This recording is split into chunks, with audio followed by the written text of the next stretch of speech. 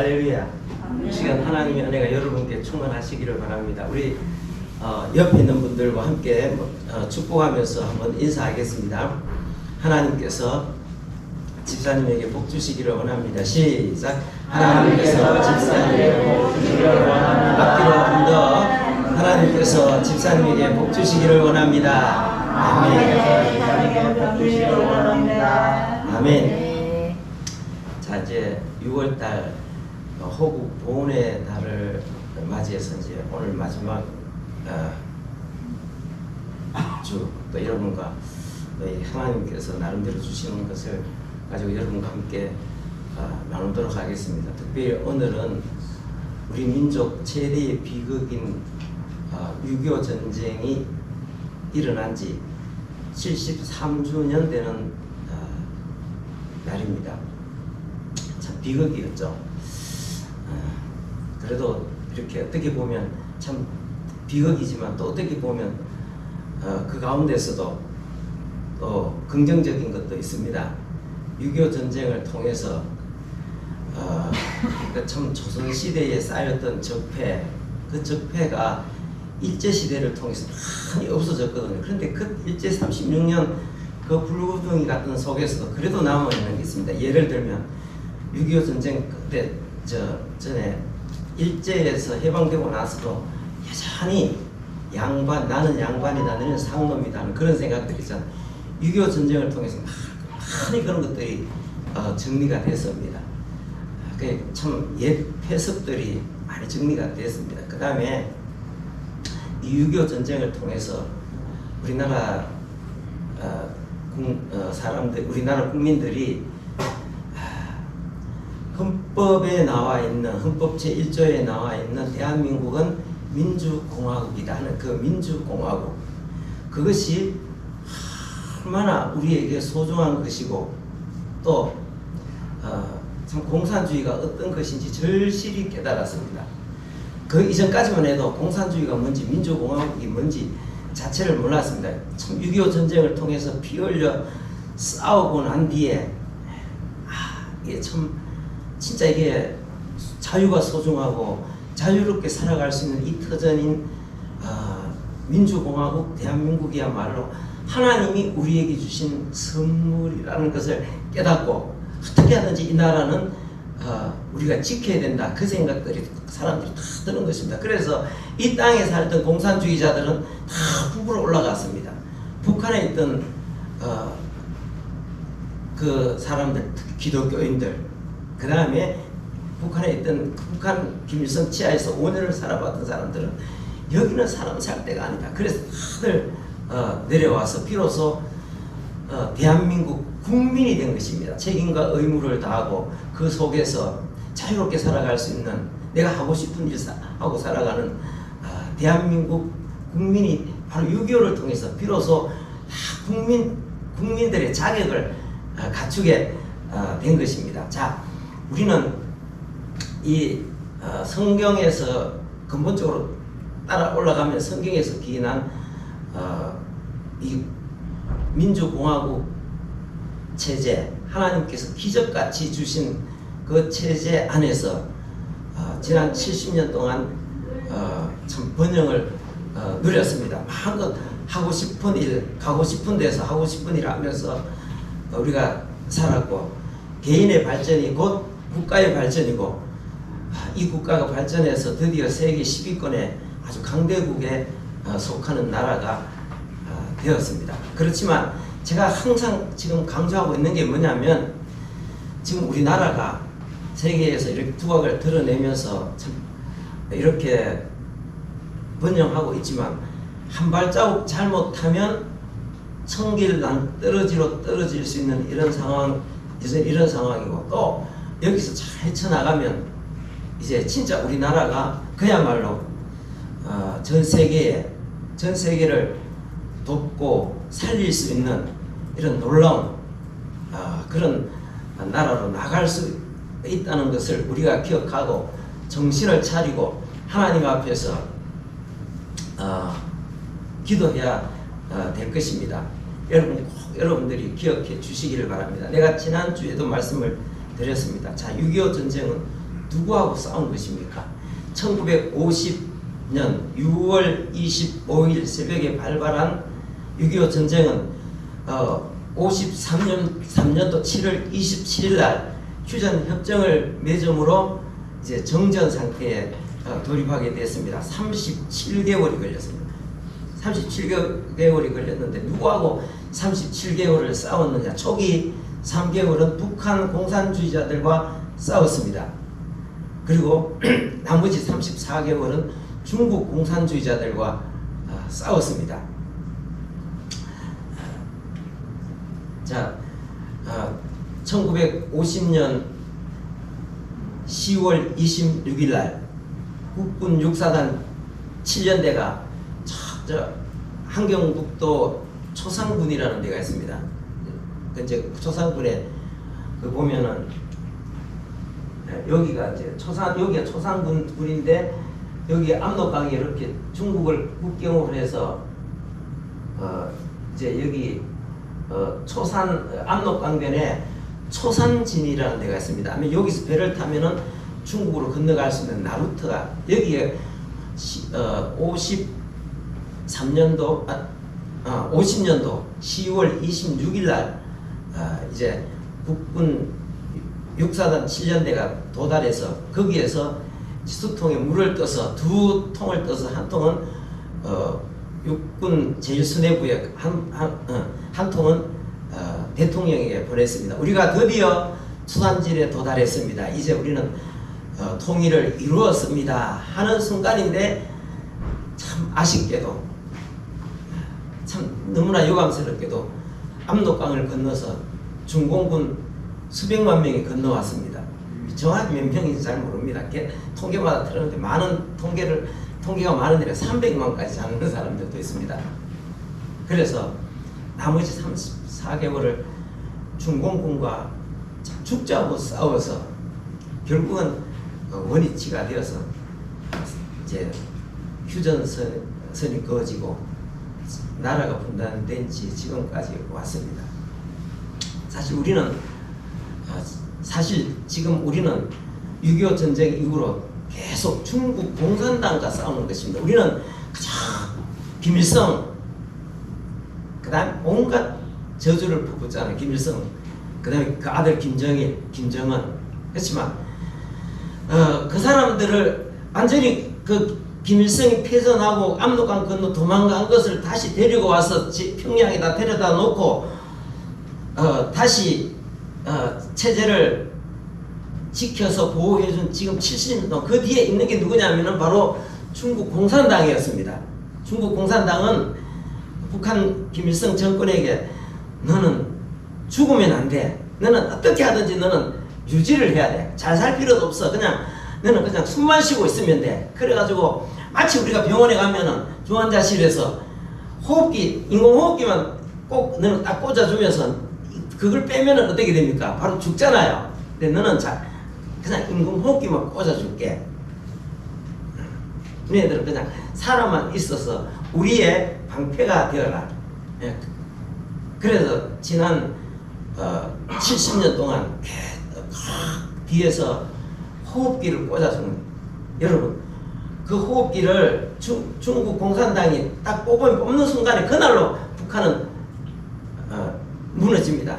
그런데 북한은 무너지면 중국 공산당에게는 치명적인 결과를 초래하기 때문에 너는 그냥 살아만 있어라. 그래서 뭐가 필요해? 핵무기가 필요해? 우리가 기술 가르쳐 줄게. 우리가 도와줄게. 미사일이 필요해. 우리 자제들 다 내줄게. 뒤에서 몰래 그리고 국제사회에 대해서는 핵실험하면은 큰 소리를 야! 너희들 핵실험해! 우리가 하지 말라 했잖아! 이래놓고서 뒤에 돌아서서 뭐가 필요해? 이게 바로 중국 공산당이 저지른 일입니다. 여러분, 우리가 그 중국 공산당 특히 이제 중국 러시아 소련이죠. 소련이 공산주의 종주국이잖아요. 소련이 무너지고 난 뒤에 실은 지금은 공산주의 종주국 역할을 하고 있는 게 누굽니까? 중국 공산당이잖아, 그죠? 근데 우리가 중국 공산당이 지금 공산주의의 종주 노릇을 하고 있는데, 중국 공산당이 얼마나 공산주의가 얼마나 무섭다는 것을 우리가 제대로 잘 인식을 못합니다. 특별히 이제 중국이 개방하면서 90년대 들어와서 개방하면서 사람들이 참 한 30년 만에 개방을 하고 나니까 중국에 들어가 보니까 중국이 엉망진창이에요. 그래서 세계 모든 사람들이 생각하겠지, 중국을 도와주어서 경제가 발전하면 완전히 공산주의를 포기하고, 그 다음에 그리고 선진국들이 뭐라고 생각해? 야, 저 중국에 들어가고 물건을 싸게 만들어갖고 우리에게 갖고 들어오고, 또 우리 물건을 갖다가 팔면은 중국의 인구가 그 당시에 뭐 8억, 9억 이 정도 될 때 아닙니까? 그죠? 그러면서 야, 지금 14억이라 그러잖아. 물건을 팔면 저 얼마나 큰 시장이 되겠나 이거지. 그래서 우리가 앞으로 중국의 시대다. 그래서 막 중국을 끌어안기 시작한 거죠. 여러분, 중국을 끌어안기 전, 그게 바로 폭탄을 끌어안는다는 사실을 사람들은 몰랐습니다. 여러분, 지금 중국을 깊이 끌어안는 나라들은 다 폭망 상태에 있습니다. 지금 산업들이 다 무너졌습니다. 지금 선진국들 산업이 중국 때문에 다 무너졌습니다. 그 다음에 중국의 도움을 받은 나라들 전부 다 빚더미에 다 앉아 있습니다. 참 기가 막히는 일이 벌어지고 있습니다. 우리가 이런 것들을 정신 차려야 돼. 우리도 지금 정신 차려야 됩니다, 여러분들. 다행히 지금 우리 젊은 사람들이 많이 깨어나고 있습니다. 특히 젊은 사람들이 많이 깨어나고 있습니다.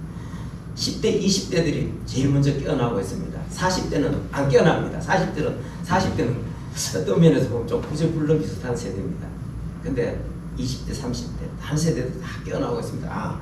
중국이 진짜 이게 참 악한 존재들이다. 네, 그것을 깨달았습니다. 중국 사람이 아니라 중국 공산당이 그렇다는 것입니다. 자, 작년에 세계 어떤 연구기관이 조사하니까 우리나라 81% 사람들이 중국에 대해서 반중 감정을 가졌다는데, 최근에 조사해 보니까 91%로 올라갔습니다. 우리가 중국을 미워하는 것이 아니라 중국 공산당을 경계해야 됩니다. 그래서 그나마 참 다행이라고 생각이 됩니다. 공산주의가 얼마나 무섭다는 것을 모릅니다. 자, 오늘 성경에 한번 읽어보겠습니다. 자, 예수님께서 하신 말씀인데 9절 10절 다시 한번 읽어보겠습니다. 시작.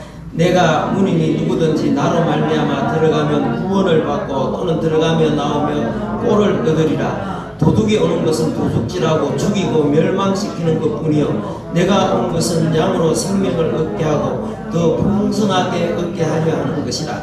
도둑이 오는 것은 도둑질하고 죽이고 멸망시키는 것뿐이요 내가 온 것은 양으로 생명을 얻게 하되 더 풍성하게 얻게 하려 하는 것이라. 여러분, 도둑이 누구겠습니까? 도둑은, 여기서 말하는 도둑은 사탄을 말하겠죠. 사탄의 세력들. 사탄의 세력들이 많습니다, 이 땅에. 근데 가장 강력한 사탄의 세력이 뭐겠습니까? 바로 지금 현대의 공산주의입니다. 자, 공산주의가 사탄의 세력인데, 자, 한번 보십시오. 공산주의 종주국이 어디라 그랬죠? 소련이라 그랬잖아요. 자, 소련인데, 자, 공산주의 창시자는 칼 마르크스입니다. 칼 마르크스인데, 이 칼 마르크스는 처음에 이 사람이 공산주의를 설계한 사람이잖아요. 그죠? 이론가고, 그죠? 아주 거의 대단한 영웅입니다. 자, 근데 이 사람이 17살 때 하나님을 너무 사랑해서 논문을 썼습니다. 그리고 이 사람은 앞으로 신학대학교에 가서 이제 신부가 되려고 한 사람이었습니다. 그 하나님을 너무나 사랑한 거예요. 그런데 이제 대학에 가서 철학을 공부하면서 하나님 앞에서 등을 돌렸습니다. 그 철학의 기초가 뭐냐면은 바로 진화론이었습니다. 여러분, 진화론 무서운 것입니다. 그래서 그 철학을 배우고 나서 그가 뭐라고 했어? 같이 한번 읽어보겠습니다. 자, 칼 마르크스 생긴 게 아주 멋지게 생겼죠. 머리가 저렇게 길고 이게 사탄 숭배자들의 차림이 저렇답니다. 칼 마르크스는 사탄 숭배자라는 책도 있습니다. 오래전에 제가 한번 그 읽어본 적이 있습니다. 자, 칼 마르크스가 뭐라고 말했는가? 자, 대학에서 철학을 공부하고 나서 한번 읽어보겠습니다. 시작. 나의 삶의 목적은 하나님을 보좌에서 끌어내리는 것이며 자본주의를 파괴하는 것이다. 하나님을 그 보좌에서 끌어내리는 것이다. 저 사람이 쓰는 시도 보면 하나님을 대적하는 그런 시를 제가 읽은 기억이 납니다. 여러분, 하나님을 그 보좌에서 끌어내리는 것, 그리고 자본주의를 파괴하는 것이 자기 삶의 목적이라고. 이 사람은 원래 하나님을 사랑하는 사람이었고 사제가 되기를, 그래 사제 있잖아, 정교회 신부가 되기로 했던 그런 사람인데 사람이 이렇게 바뀌었습니다. 여러분, 공산주의가 들어가는 곳. 자, 오늘 성경에 도둑이라고 그러죠. 도둑이 오는 것은 뭐 한다 그랬습니까? 자, 10절 말씀 다시 읽어보겠습니다. 시작. 도둑이 오는 것은 도둑질하고 죽이고 멸망시키는 것이다. 여러분, 멸망시키지만 도둑이 올 때는 우리 그 마태복음에 보면 예수님께서 뭐라고 말씀해요? 늑대가 오는데 늑대가 그냥 늑대로 오는 것이 아니라 뭐 어떻게 하고 온다 그랬습니까? 양의 탈을 쓰고 온다. 양의 탈을. 공산주의자들이 항상 앞에 내세우는 건 뭐겠습니까? 평등입니다. 평등. 높은 사람 낮은 사람도 없이, 가진 사람 부한 사람도 없이 모두가 평등하게 사는 사람. 다 들어보면은 얼마나 그럴싸합니까, 그죠? 그런데 공산주의가 들어가는 어느 나라든 평등한 나라 봤습니까, 못 봤습니까? 없습니다. 평등 없습니다. 공산주의는 평등이라는 것 없습니다. 지극히 적은 계층의 사람들이 전체를 다 지배하는 아주 지독한 독재가 바로 공산주의입니다. 우리가 북한을 보면 안 보입니까? 중국을 보면 공산주의 중국을 보면 보이지 않습니까? 그런데 세계 사람들은 그 공산주의 본질을 잘 모르고 중국이 변화될 거라고 생각하고 다 끌어안아갖고 지금 다 폭망하는 가운데 있는데, 여러분, 이거는 공산주의는 그 기초가 뭐라 그랬습니까? 기초가 진화론입니다. 자, 근데 이 사람들은 그 혁명을 하는 데 있어서 방해되는 것은 되는 사람들은 다 죽입니다. 사람을 죽일 때 아주 가차없이 죽입니다. 양심의 가책이라고는 손톱끝만큼도 없습니다. 사람을 죽이는데 가차없이 죽입니다. 여러분, 우리는 하나님께서 사람을 죽이라고 했으면 죽이지 말라고 했습니까? 사람의 생명은 죽이지 마라. 네가 만약에 누구의 생명을 네가 피를 흘려갖고 죽이게 되면 너의 피도 흘리게 될 것이다. 분명히 말씀하고 있습니다. 그리고 세상의 약자들, 뭔가 이런 사람들 하나님 사랑하라고 하셨습니까? 어떻게 하라 그랬습니까? 사랑하라 그랬잖아요. 예수님 말했던 여기 지극히 적은 내 형제 중 하나에게 한 것이 곧 내게 한 것이라 그랬습니다. 그래서 우리가 이 세상에 온갖 어려움 당하는 온갖 소외된 사람들 어떻게 합니까? 이 사람도 하나님의 형상으로 지음받은 하나님의 자녀다. 그래서 우리가 사랑하잖아요. 공산주의는 그런 거 없습니다. 왜냐하면 공산주의는 그 진화론에 보면 적자생존 있습니다. 적자생존은 그걸 이제 확대 해석하는 거예요. 확대 해석해갖고 정치에다가 적용을 시킨 거예요. 그래가지고 열등한 것만 우수한 것과 열등한 종이 있으면은 우수한 종만 살아남는다. 그래서 열등한 것들은 도태가 된다. 이게 얼마나 무서운 것입니까? 그래서 이 같은 종자들은 죽어주는, 열등한 종자들은, 열등한 민족은, 열등한 존재는 죽어주는 것이 사회 발전에 도움이 된다. 가차없이 줍니다. 여러분, 공산주의가 들어가는 곳, 쓰나미처럼 몰려오는 게 뭐냐? 가난이 몰려들어옵니다. 평등하게 다 같이 잘 산다고 하지만 잘 사는 게 아니라 몇몇 사람 빼고는 다 가난합니다. 그 역사가 증명합니다. 뿐만 아니라 피바다가 이루어집니다. 어디든지 마찬가지. 여러분, 저 소련의 공산주의 혁명 이후에 숙청당한 사람이 도대체 몇 명이나 되는지 여러분 아십니까? 기독교인 2,700만 명, 그러니까 러시아 정교회 사람들 말하겠죠. 2,700만 명 비롯해서 통계 자체가 그냥 대충 짐작할 뿐입니다. 아마 7, 8천 숙청당했으리라고 생각합니다. 매일 사람을 죽이고 어느 도시에다 스탈린이 나중에 스탈린이 어느 도시에다가 편지를 하나 보냅니다. 지금 당신이 살고 있는 그 도시에 거기에 반역자들이 2만 명이 있습니다. 누가 2만 명이 있는지도 몰라. 그러면 어떻게 되겠습니까? 그 도시 시장은 다 죽여야 돼. 2만 명은 죽여야 돼. 매일 끊임없이. 여러분, 이거 얼마나 무서워서 눈도 깜짝하지 않습니다. 열등한 사람들 다 뭐가 문제 있다, 신체적으로 정신적으로 문제 있는 사람들 그냥 얘네들을 없어져 주는 것이 사회 발전에 더 도움이 됩니다. 가차없이. 야, 여러분, 진화론 무서운 겁니다. 이 진화론에서 공산주의가 나왔고 나치즘이 나오고 파시즘이, 나치즘 뭡니까? 히틀러의 나치즘이 나오고, 그 다음에 무솔리니의 파시즘이 나오고, 일본의 군국주의 있잖아요. 군국주의, 그게 진화론에서 나온 것입니다. 다 그 진화론의 한 뿌리에서 나온 거죠. 참 무섭습니다. 자, 중국은 공산주의를 30년 하고 나서 주계장막이라 그러죠. 주계장막. 상상할 수 없는 일들이 벌어졌습니다. 그 안에서 맞아 죽은 사람, 굶어 죽은 사람, 이런 사람들이 4,500에서 한 8천만까지, 어떤 사람은 9천만까지 이야기하는 사람들이 있습니다. 한번 여러분 자료 찾아보십시오. 다 통계가 다 다릅니다. 얼마나 많은 사람. 그뿐입니까? 자, 캄보디아는 인구 3분의 1을 죽였습니다. 베트남 옛날 베트남 전쟁 끝나고 나서 엄청 크기도 많이죠. 라오스, 북한 300만 명 굶어 죽은 거 빼고도. 그러니까 양심의 가책이 없다니까요.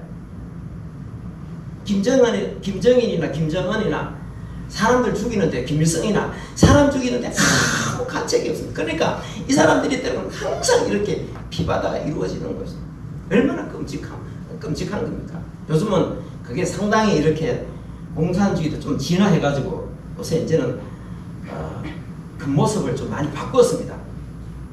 또 실상은 악하기는 마찬가지입니다. 자, 그래서 지금 우리가 중국 공산당, 중국을 이제 30년 만에 개방했을 때 너무나 어려운 상황이었습니다.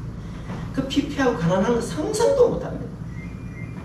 그래서 이제 세계가 거기다가 투자를 하고 사는 국가로 만들기 시작했을 때 옛날에 덩소평이 죽으면서 유언을 남겼습니다.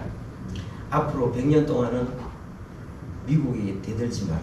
도강량에. 또 뭐냐면 네 힘을 기를 때까지 가만히 죽은 듯이 있다가 나중에 힘을 충분히 기르고 나서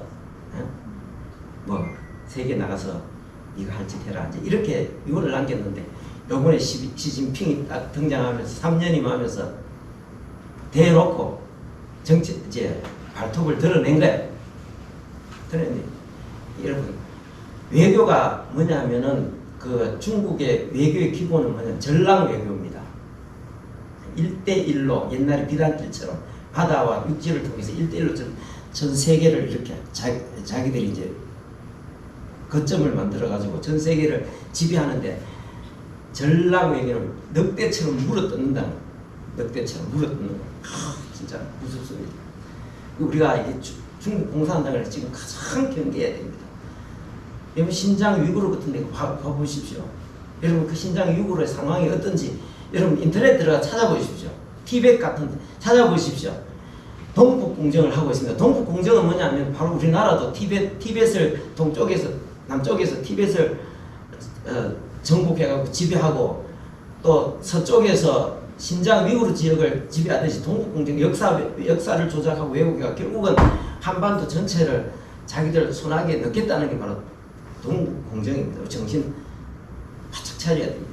뭐 앉아갖고 뭐 중국은 태산이요 우리는 동산이다 그딴 소리 하면은 사람 취급도 안 합니다. 나 임마 너기 같은 놈하고 밥 안 먹어 이러면서 8개나 헌밥 시키잖아. 내가 안 만나줘 이러면서. 그래 우리가 이런 사람 이런 데는 대담하게 담대하게 나가야 됩니다. 자, 아무튼 이 북한은 그렇게 해서 이 중국 공산주의자들에 의해서 유지가 되면서 거기에 있던 우리 동포들이 겪은 그 고초는 이루 말할 수 없습니다. 얼어 죽고 맞아 죽고 병들어 죽고 굶어 죽고. 우리 신도 집사님 고향이 어디 윗대 고향이 어디시라 그랬어요? 북한에 한경남도 어디요? 아이고 그래요. 집사님 만약에 그 태어났으면은 집사님도 참 문제가 많을 거다. 왜냐하면 지금 길주가 그쪽에 핵실험하는 지역이거든요. 지금 길주는 방사능의 오염 지역입니다. 그 지역이 굉장히 지금 위험한 지역입니다. 그 참 밑에 어른들이 참 기도하는 가운데서 잘 내려오셨네. 안 그러면 집사님 지금 거기서 귀신병 무슨 병인지도 몰라요. 방사능이 피폭돼가지고 뭐 피폭인지 뭔지도 모르고 그냥 시름시름 왔다 다 죽어버려. 피를 타고 죽어버려. 머리 빠지고 그런 것들이 지금 길주에서 수도 없이 일어나고 있습니다. 잘 오셨네. 우리 집사님은 다른 사람보다 다 기도해야 됩니다. 또 하나님 앞에 감사하고 만약에 하나님께서 아버지 되어 오셨어요? 할아버지 되어 오셨어요? 예, 아버지 대해서 남쪽으로 인도 안 해주셨으면 지금 거기서 지금 어떻게 됐겠습니까? 어떻게? 집사님은 다른 사람보다 더 기도하고 할아버지, 아버지의 믿음을 개성하고 또 북한의 자유화를 위해서 참 기도해야 됩니다. 그리고 나중에 또 헌신해야 됩니다. 자, 6.25 전쟁이 37개월 만에 원하지 않게 끝이 났습니다. 참 기가 막히게 이승만 대통령이 우리끼리 북쪽으로 올라가서 북진해서 통일하겠다고 막 고집을 바락바락 세웠습니다. 미국도 참 이런 영감 하나 만나면 골치 아프다니까. 그래갖고 미국 정부에서 대통령하고 이승만 대통령을 제거할 작전까지 세웠습니다. 어제 갔다 오면서 우리 집사람 차 안에서 이야기하더라고. 무슨 작전이라고? 실제로 있었습니다. 그래서 결국은 이제 한미 동맹을 맺고 미국의 원조를 받는 걸로 해서 합의를 보고 지금 그 휴전 협정이 조인되었습니다. 여러분 지금 이승만 대통령을 독재자로 굉장히 욕을 많이 하지만 나중에 언제 또 시간 되면 제가 왜 그런 과정이 왜 그렇게 됐는지 과정을 여러분들 앞에 말씀을 드리겠습니다만은 저분이 아니었으면 우리나라는 없습니다. 건국도 건국이지만 지금 그러잖아요. 미군 가라 평화 오라 뭐 이러면서 여러분 미군이 우리나라의 주둔에 있었기 때문에 중국 공산당과 김일성이 전쟁을 못 일으킨 것입니다. 그리고 우리가 발전했습니다. 미군이 들어가 있는 지역에는 보장이 되는 거예요. 나는 이곳에는 평화가 있다, 안정된다, 누구든지 투자해도 된다는 보정수표가 미군입니다. 여러분 필리핀은 어떻게 됐습니까? 필리핀 옛날에 미군 기지 나가라고 난리 치고 걸어가고 결국은 미군 수백만에 있는 미군 나가고 어떻게 됐습니까? 야, 경제적인 손실뿐만 아니라 중국 사람들한테 압박 많이 받았습니다. 필리핀 대책이 안 쓰는 거예요. 그 야료요입니까? 여자 대통령 때. 이름도 희한하다. 그 사람 때 중국하고 대만하고 막 압박할 때 대책이 안 쓰는 거예요. 미군이 나가면, 그래서 미군이기 때문에 이 동북아가 안정이 되고 중국 공산당과 김일성이 전쟁을 못 일으키는 보정수표가 된 거예요. 그래서 사람들이 우리나라에 투자도 하고 우리나라가 이렇게 일어서게 된 것입니다. 뭣도 모르는 사람들이, 철없는 사람들이 하는 소리가 뭡니까? 미군 가라 평화오라, 미군 가라 평화. 미군 가면 평화가 안 옵니다. 그래서 가장 김일성이 이를 가는 사람이 누구냐면은 바로 이승만. 그 나중에 전쟁 패전의 책임을 지고 죽었던 남로당 당수였던 박은영이도 굉장히 이승만을 저주합니다. 그래서 지금도 사람들이 철없이 아무도 역사를 모르면 미군 가라 평화 오라, 미군을 철거하자. 지금도 강화문에 가면 미국 대사관 앞에 가면 그렇게 소리 지르는 철없는 애들 있습니다. 기가 막히는 일입니다. 자, 이승만 대통령이 결국은 국제 정세가 그러는 자기 힘으로도 어쩔 수 없는 것, 한미 동맹을 맺고, 그 다음에 그러니까 7월 27일 날 휴전 협정이 이게 협정에 사인하고, 그 다음에 우리나라가 한 건 아닙니다. 미국과 유엔군과 중국 대표들, 그 사람들이 한 거지. 이게 이승만 대통령이 그 휴전 협정에 사인한 건 아닙니다.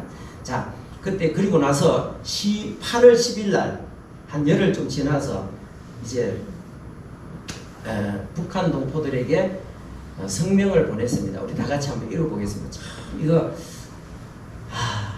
참 이거 읽을 때마다 저는 참 애잔한 느낌이 듭니다. 한번 읽어보겠습니다. 시작. 공산 학정 속에 당분간 그대로 남아있게 되는 우리 불쌍한 동포들에게 나는 이렇게 외치는 바입니다. 우리는 결코 당신들을 잊지 아니할 것이며 저버리지 않을 것입니다. 우리의 잃어버린 이국 오도와 북한의 우리 동포들을 다시 찾고 구출하려는 한국 국민의 근본 목표는 과거와 같이 장차에도 그대로 남아 있을 것입니다. 1950년 8월 10일. 이게 공산학정 속에 당분간 그대로 남아있게 되는 우리 불쌍한 동포들에게, 여러분 북한 동포들이 지금 불쌍합니까? 불쌍하지 않습니까? 얼마나 처참한 이런 상황이 됐습니까? 얼어 죽고 굶어 죽고 병들어 죽고 맞아 죽고, 지금도 수도 없는 사람들이 수용소에서 그 비참하게 살고 있는 것은 상상을 초월하는. 그러나 우리는 결코 당신들을 잊지 않을 것이고 저버리지 않을 것이다, 이렇게 말했는데, 그 약속을 했는데, 그러나 이승만 대통령은 그 약속을 못 지켰습니다. 그 이후에 대통령들은 약속을 지킬 생각조차, 아무도 그 약속을 지킬 생각을 안 했습니다. 오직 이 약속을 지켜야 되겠다고 생각한 사람이 바로 박근혜 대통령입니다. 그래서 박근혜 대통령이 하는 방법이 없다. 지금 상황으로서 미국의 민주당 그 세력들, 공산주의자들이잖아요. 그 세력들, 중국 공산주의자들, 그 배후에 있는, 북한의 배후에 있는. 그래서 어떻든 우선 김정은이라도 처리해야 되겠다. 그래갖고 김정은 참수부대 창설하고 거기 사인하는 그 순간에 하고, 바로 우리나라 친중파 정치인들에 의해서 순식간에 정광석화같이 끌려 내려와서 감옥에 수감됐습니다. 여러분 지금 보십시오. 이재명 보십시오. 이재명이 죄가 얼마나 많습니까? 지금 하도 지금, 근데도 지금 얼굴 들고 다니잖아요. 너무나 명확한 거예요. 그렇지만 야당 대표이기 때문에 이 사람은 그리고 이게 원체 참 정교한 부분이, 범죄를 정교하게 저지른 부분이 많아가 아직까지 못 밝혀낸 부분도 많지만 상상할 수도 없는, 지금 수사 인력이 딸려가고, 지금 전번에 문재인이 만든 검수완박 때문에 수사 인력을 줄여놨기 때문에 이게 수사 인력이 모자라는데 지금 범죄들은 너무나 많은 거예요. 근데 이 사람은 할 짓 다 하고 돌아다녀요. 근데 박근혜 대통령은 아무것도 안 해. 순식간에 끌어내가지고 어떻게 됐어요? 현직 대통령에 있는 사람을 순식간에 끌어내. 뭐 수사도 한 것도 없고 조사도 한 것도 없습니다. 그 언론들이 그냥 뭔 죄 저질렀다, 뭔 죄 저질렀다. 나중에 전부 다 그게 엉터리라는 것이 다 드러났지만 공산주의자들이 친중 정치인들이 이렇게 그래서 아무 혐의도 없이 거의 대부분 다 무혐의입니다. 그런데 감옥에 끌려 들어가서 1737일 5년 조금 못되게 감옥 속에 있다가 나왔습니다. 여러분, 참 이승만 대통령의 이 약속 우리가 구원하겠습니다. 그 말하고 그것이 시행하다가 그렇게 됐습니다. 참 나는 이런 것들을 보면서 참 사람들이 역사를 모르고 나라 돌아가는 걸 모르니까 특히 40대들 보면 나는 40대는 나는 저 사람들은 진짜 요즘 하는 말은 노답이에요. 노답. 그래서 30대들은 정신을 많이 차렸어요. 20대들 정신 많이 차렸습니다. 참 신기한 일입니다. 40대들 왜 그러냐면 이해찬 세대들입니다. 이해찬 국감옥 갈 이해찬이 교육부 장관 하던 시절에 학교 다니던 사람들, 고등학교를 다니고 이 사람들 참 오히려 내가 이렇게 이야기하면 지금 뚱뚱한 소리 하나 이렇게 할 수도 있겠죠. 그렇지만 사실은 사실입니다. 자, 지금 그러면은 지금 북한 상황은 어떠냐? 여러분, 우리가 지금 기도해야 될 부분이 바로 이 부분. 북한은 거의 국가 기능이 다 이제 멈췄습니다. 지난 3년 동안 코로나 때문에 국경을 닫았더니 완전 나라 자체가 아수라장이 되고 아무것도 없는 거예요. 북한에서 생산하는 것은 식량도 태부족하고 그다음 모든 공산품 70%가 전부 다 생활필수품 70%가 전부 다 메이드 인 차이나인데 3년 동안 국경을 완전히 봉쇄를 해놨는데 들어오는 것이 없잖아요. 그러니까 시장에 가면 물건이 없습니다. 양식이 없어. 돈이 있어도 양식이 없습니다. 그러면서 지금 우리가 그 97년도 이쪽 저쪽으로 해갖고 300만 명이 굶어 죽었다고 하는데 지금 그때보다 더 심하다는 거예요. 지금 북한에는 주민들 3분의 2는 거의 영양실조입니다. 심한 영양실조입니다. 근데 지금은 사람들이 이제 당 간부들도 군대에 고직 있는 사람들도 식량이 배급이 안 된다는 거예요. 대학생들도 돈이 없으니까 공부를 포기하고 가갖고 조폭 집단을 만들어가지고 조폭을 형성해갖고 돌아다니면서 행패를 부리고 다니고 이게 뭔가 통제 자체가 안 되는 거예요. 이 사람들이 그런 가운데서 이 사람들은 뭘 하는가 하면 완전히 한국에 북한 주민들이 완전히 미친 데가 있어요. 뭐가 미치는가 하면 한류. 여러분 한류가 뭔지 알죠? 우리나라 뭐 드라마나 뭐 이런 것들 완전히 이거는 미치는 자기들의 그 비참한 생활에 중국을 통해서 들어오는 어떤 그런 USB나 이런 걸 통해 갖고 다 남한의 드라마나 노래 같은 거, 영화 같은 걸 보면 완전히 세상에 어떤 이런 세상이고 그러니까 이거는 막 완전히 여기 보면은 막 이거는 죽어도 이거는 봐야 되는 거예요. 근데 처음에는 그렇겠죠. 이것들은 다 영화로 만들어낸 꾸며낸 것이다. 이렇게 생각하다가 계속 보면서 계속 그런 걸 보면서 이게 사실일지 모른다. 사실일 것 같다. 그리고 실제로 중국을 통해서 들어가는 메이드 인 코리아 옷 하나를 봐도 북한에서 우리 옷 같은 거 그냥 그대로 못 팝니다. 중국 옷이 들어가도 한국 제품 딱 들어가면 위에 이거 상표 있잖아요. 요걸 딱 뗍니다. 떼고 칼로 딱 오리고 딱 밑에 숨겨놨다가 돈 있는 사람 와가지고 장에 와가지고 혹시 남쪽에서 온 뭐 없습니까 하면은 혹시 물어보려 하다가 뭐 있긴 있는데 하면서 밑에 저기 싹 집어넣어요. 옷 하나를 봐도 중고지만 옷 하나를 봐도 이 사람들은 지금 막 이게 완전히 이 사람들은 막 한류에 완전히 죽어도 막 이게 그거를 봐야 되는 거예요. 그러니까 사람들이 이제 드디어 막 깨어나기 시작하고 특히 MZ 세대들 84년 이후에 태어난 세대들 한 번도 무슨 배급을 받아보지 못한 세대들 왜 우리가 너희한테 충성을 해야 되는데 우리는 충성 못한다. 그래가지고 지금 이 통제 자체가 안 됩니다. 그리고 북한을 유지하는 가장 중요한 게 뭐냐면은 중요한 권력이 뭐냐면 국가 보위성 그 다음에 사회 안전원 보위성 뭐냐면 간첩 잡는 데고 안전원은 경찰이거든요. 얘들은 북한 정권을 수호해 준다는 어떤 그것 때문에 무소불위야. 어디든지 가가지고 막 아무런 장사하는 사람한테 때려잡아가고 물건 빼앗아가고 뭐 보위대라 그죠.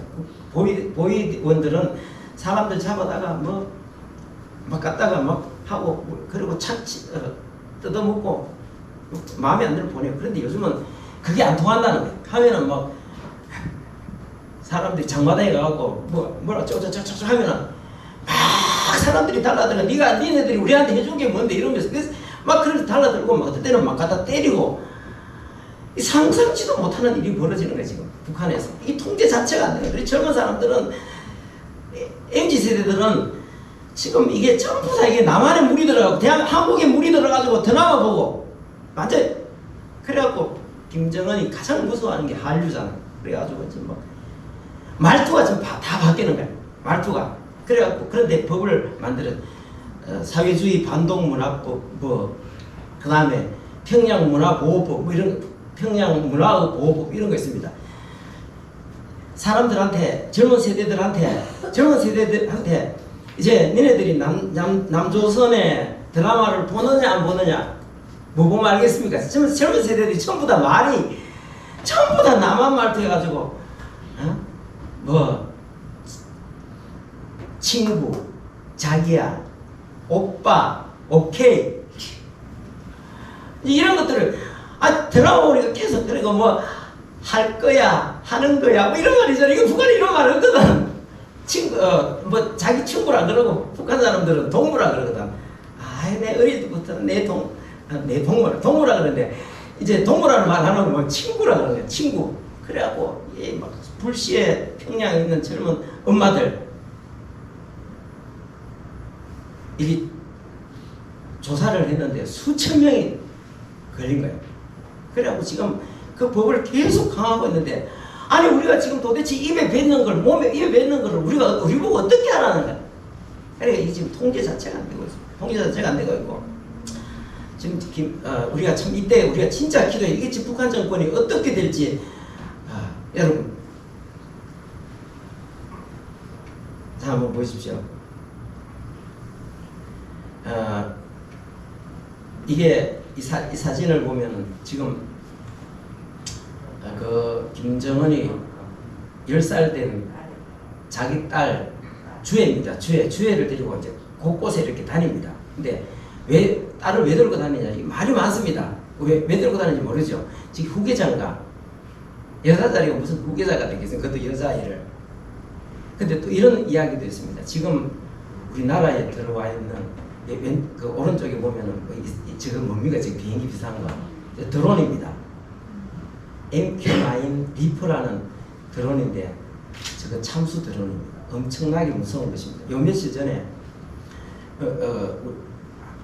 한국과 미국이 지금 훈련을 하는데 북한 그 레이더에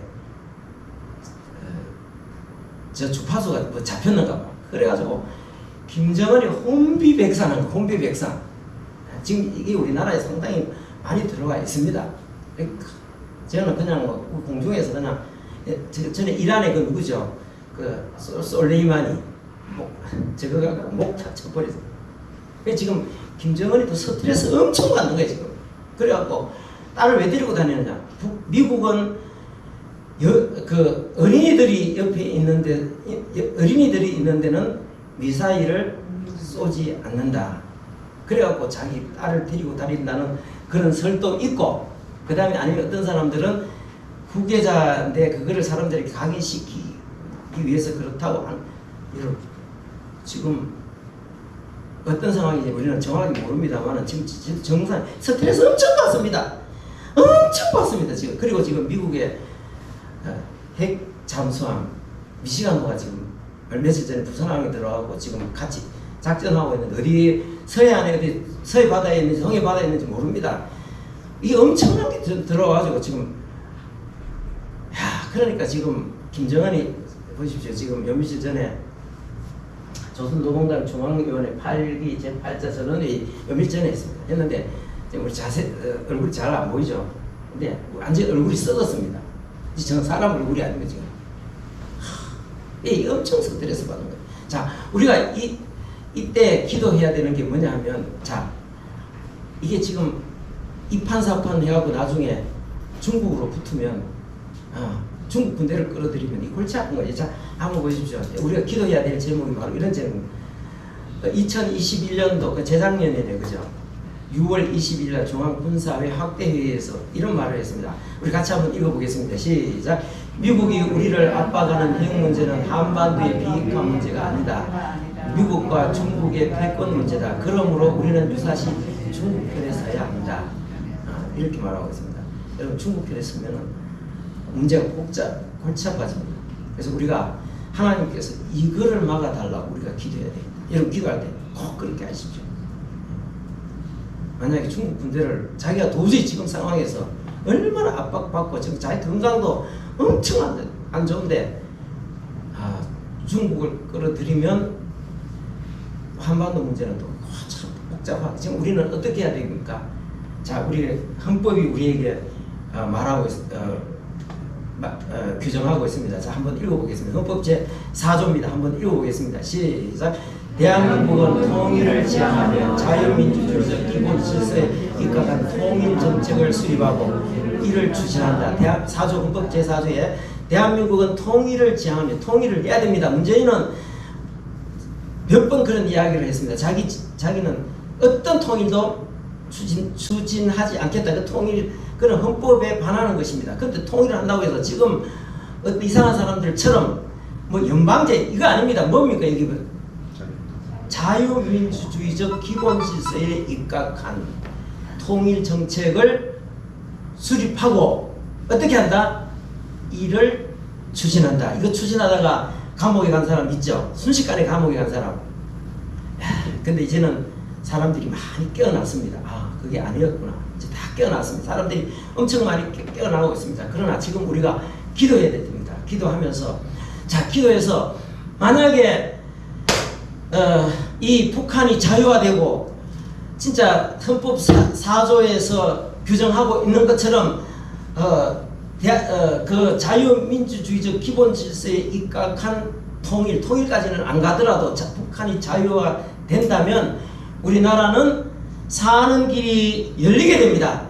북한 동포들뿐만 아니라 우리나라가 사는 길이 열리고 뿐만 아니라 앞으로 전 세계에 공헌할 수 있는, 전 세계를 살릴 수 있는 그런 아주 참 굉장히 어떤 좋은 그런 시대가 온다는 것을 여러분들이 꼭 기억할 수 있기를 바라겠습니다. 우리는 나라를 위해서 지금 기도해야 됩니다. 꼭 기도하고 이렇게 갈 수 있도록. 자, 기도하겠습니다. 아버지 하나님, 은혜와 사랑을 감사합니다. 73년 전에 일어난 이 전쟁 속에 참 우리나라는 엄청난 피해를 입었고 위기 상황에 처했지만 부산에서 온 성도들이 모여서 기도할 때에 기적같이 이 나라를 구해 주셨습니다. 하나님께서 주신 이 민주공화국 대한민국에서 오늘 저희들이 참 이렇게 번영하고 부강하게 되어서 오늘의 이렇게 되었습니다. 아버지 하나님, 참으로 우리 모든 국민들, 특히 우리 성도들이 하나님께서 주신 이 나라 대한민국이 우리에게 얼마나 큰 선물인 것을 기억하고 이 나라를 참 새롭게 하고 이 나라를 지키고 이 나라를 새롭게 해서 참 북한을 자유화하고 전 세계에 예수님의 생명, 예수님께서 하나님이 우리에게 주신 복의 통로로서의 사명을 감당할 수 있는 이 대한민국이 되어질 수 있도록 주님께서 도와주옵소서.